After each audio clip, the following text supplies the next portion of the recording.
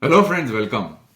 Friends, I saw just yesterday there was an article which was published in the newspapers which talks about Starlink under government scrutiny after company refuses to reveal details on who used a satcom devices in India, right? So this is the headline, right, which I saw in the Economic Times. Now, what is this issue about? That Home Ministry is talking about that there has been some potential illegal activities which happen in India as regards to drug smuggling, and somebody navigated their way through Myanmar, which is Burma, erstwhile Burma, and brought drugs worth crores of rupees into Andaman Nicobar Island.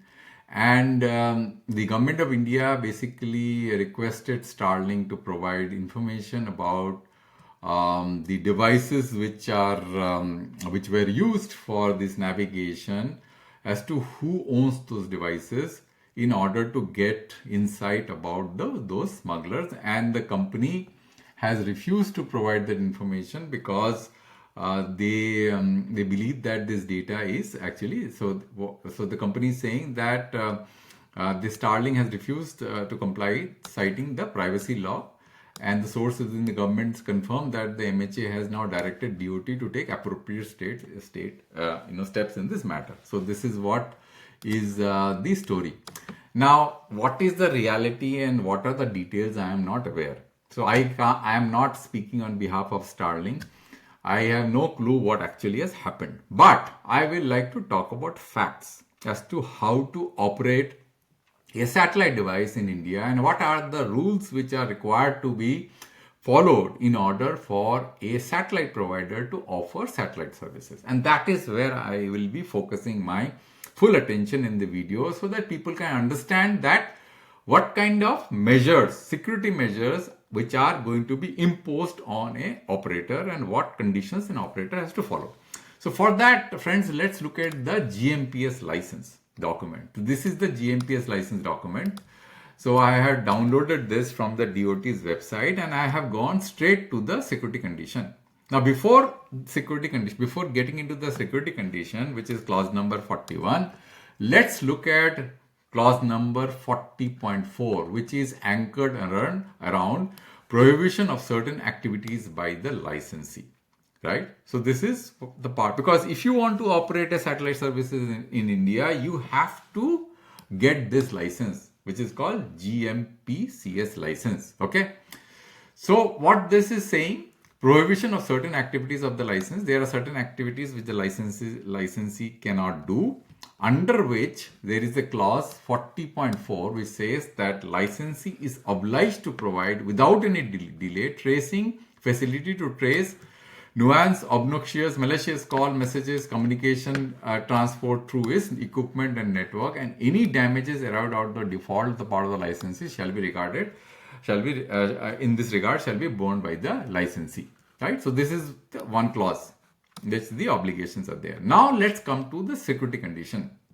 Now, security conditions are very, very important, and we have to see that all the concerns that we have regarding the misuse of the Starlink terminals or any satellite terminals in India, whether those conditions have been embedded into the security conditions or not, or anything is missing. That's the whole purpose of this video. Now let's focus, and therefore I've gone through it and I've underlined certain crucial clauses which you yourself can read right in front of your screen. So the clause 41.3 says that licensee to his best knowledge undertakes that satellite deployed for GMPS services shall be used over Indian territory only for the services authorized by the licensor. So what are the things that to be focused on? Indian territory only for services authorized by the licensor. So if Starlink or any satellite provider are offering services which are beyond Indian territory, where a subscription has been taken from India and it is being offered beyond Indian territory, then there could be an issue, and that is where the safeguards have been imposed in the license condition. Then basically it says 41.4, it says licensee shall create a buffer zone along Indian international border where no services would be permitted. So, if India is a country, there has to be a buffer zone where Starlink equipment should not operate. So, this condition has to be met for a satellite mobile service provider to operate in India. Okay, so this is important, which is of relevance. Therefore, I have highlighted it for your reference and for your reading. Then it says licensee should be required to provide all call data records of all call handled by the system at the specified period and as if when required by the security agencies. This is important. If and as if required by the security agencies. Okay. Then let's go down below. There are many conditions, but I've just highlighted some of the important conditions for you to see and whether all the security conditions have been fulfilled in the license conditions or not. Then it says any foreign subscriber entering this country with a registered GMPS mobile terminal should declare the same to the custom authorities, who will record the details in his passport and issue an authorization for the use of the terminal. Just like if you're coming in the country with a mobile phone, you are not asked to register your mobile phone because there is a roaming agreement between a foreign mobile provider and the local mobile provider. So your details are automatically registered in the system. So there is no need to do this process, which is being declared, which has to be done for a satellite mobile terminal to be being used in India, which has been registered in a foreign country, right? Now it also says that provided that such visiting subscriber shall give an undertaking to take back the same mobile terminal out of India. He can't leave the mobile device or the satellite terminals in India. He has to give an undertaking. Otherwise, there will be penalties which are going to be imposed to him and the provider, or the provider has to block that service from being operating from India, which has been registered or in the name of a subscriber who is not in India but in some other country. Okay. Then it says, there is another clause which says that 41.16, which says that the user terminal clandestinely brought into Indian territory shall be denied service. Means any suppose, let's say if somebody has smuggled a satellite device and it has brought that device in India, that device should not operate, which has been registered in some other country. It can operate in international water, it can operate anywhere else in the world, but it will not operate in Indian territory. Any user terminal that is not duly authorized to work from within India, if it tries to make or receive call in India, it should be denied access automatically, and such an event should be logged, and the information in this regard should be suitably made over to the licensor security agency as specified. Right? It clearly mentioned this. So this is a very important condition, that you can't operate a satellite terminal which you have acquired from somewhere else. Okay. And then it says that all calls originating from the terminal or terminating from mobile terminals in India shall pass through a GMPS gateway located in India. It can't switch outside India without going through a gateway. There is a local gateway which is going to be hosted in India, right? And that's where the call routing has to take place. So it provides an ability for the security agency to tap into those calls. Means any kind of legal interception, if they want to do, they can do from the from the GMPS gateway located in India. So friends, so if you look at this, these are the conditions which I basically thought are important. So given these security conditions which are already part of the license condition, do you think that it is possible to misuse a satellite phone if these license conditions have to be met? So anybody who wants to operate in India, a satellite services in India, that service provider has to meet these conditions which I have read out right before you, which is part of the Indian license document.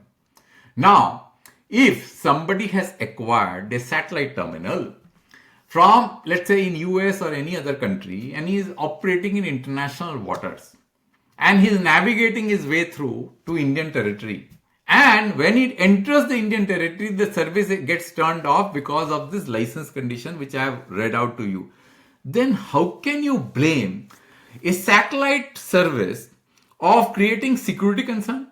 Because you can't control international waters, right? So I find it very strange when these kind of misinformation being publicly read out by various kind of YouTube channels, and they are basically trying to spread disinformation. Because look, I am not batting for Starlink. I am not batting for any telecom service provider. My point is to basically let out the facts straight right at your face so that you can see the realities that are there right in front of you. There is a license document which has to be signed by a satellite service provider in order to operate in India. If he is operating in India and violating any of the terms of the license condition, his license is going to be terminated and barred. So he's going to be out of India. He has to face penalties. So if these license conditions are robust enough to take into consideration all the security risk of which is imposed on India, then we should not have any complaint. But you can't really go and start levying allegation to an international company of Starlink where a terminal is operating in international waters where Indian government does not have any jurisdiction. So if anybody has operated in international water where Indian government does not have jurisdiction and obtain a number from any other country where Indian laws do not apply, then how Indian government can impose on that company to reveal the identity of that particular terminal unless there is an agreement between India and that country where the terminal has been obtained or the subscription has been purchased. So these are the things which we have to look into when we basically run all these news articles, because these news articles or these news items create a public perception and public gets carried away in a different direction. So let's look at the facts before you start levying allegations against respectable companies, whether it is Indian company, whether it is a foreign company, because ultimately all these companies are giving services which is going to benefit only us as Indians or as consumers. And if you start levying allegations, what you will do is you will basically try to serve only vested interest, because there are competitions which are happening between entities, and using these means people can basically malign companies, respectable companies, and therefore to serve their vested interest, which is not going to be interest of our consumers, right? Of we as consumers, because we will only thrive when market is competitive and all kinds of services are made available for our purpose, which will enhance our lives and also make our businesses much more efficient. Thanks friends for your time. I hope that you understood this controversy and what are the provisions of the license condition which will make satellite services operational in India much more secure and safe. Thank you very much friends for your time. I will come back with a new video next time.